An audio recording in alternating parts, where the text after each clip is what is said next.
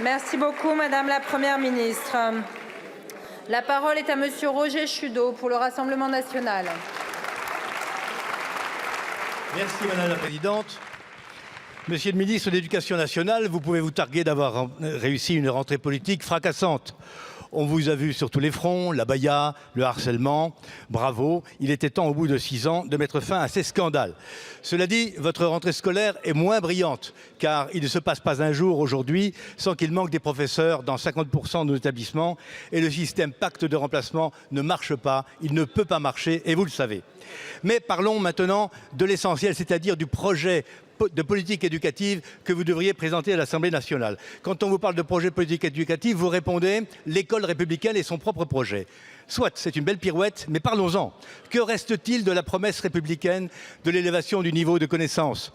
Quand 11% de nos adolescents sont illettrés, que la moitié des élèves de 6e ne savent pas lire en entrée en 6e justement, et que le baccalauréat ne vaut plus rien. Que reste-t-il de la promesse d'assimilation républicaine lorsque les collégiens mettent le feu à leur collège? Que reste-t-il de la promesse d'élévation, de mobilité sociale, d'ascenseur social de l'école de la République par le mérite? Il n'en reste rien. Vous n'avez même pas prononcé en 2 mois le mot de REP, réseau d'éducation prioritaire, 20% de nos élèves.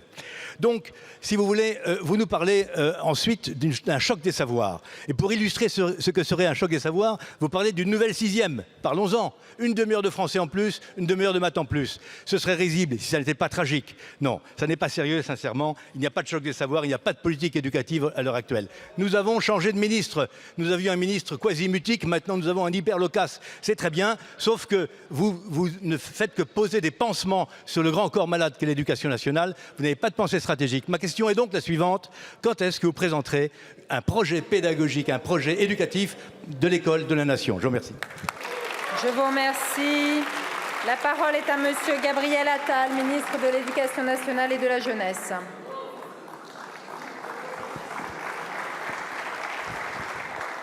Merci Madame la Présidente, Mesdames et Messieurs les députés, Monsieur le député Chudeau. Vous avez commencé votre question en faisant référence à la rentrée scolaire. Et je veux, en démarrant ma réponse, vous n'avez pas jugé bon de le faire, rendre hommage à tous les enseignants, chefs d'établissement, personnels de l'éducation nationale qui se sont mobilisés en cette rentrée pour nos élèves. Vous avez ensuite... S'il vous plaît, un peu de silence. Vous avez ensuite, Monsieur Chudeau, qualifié l'éducation nationale de grand corps malade. Je rappelle que vous avez été membre de l'inspection générale, directeur de l'encadrement du ministère, conseiller au cabinet de Gilles de Robien, conseiller 5 ans de François Fillon pour l'éducation. Si le ministère de l'Éducation nationale est un grand corps malade, il me semble que vous avez aussi une part de responsabilité dans la situation que nous connaissons aujourd'hui. Et oui, l'étiquette RN ne suffit pas à se faire passer pour un anti-système.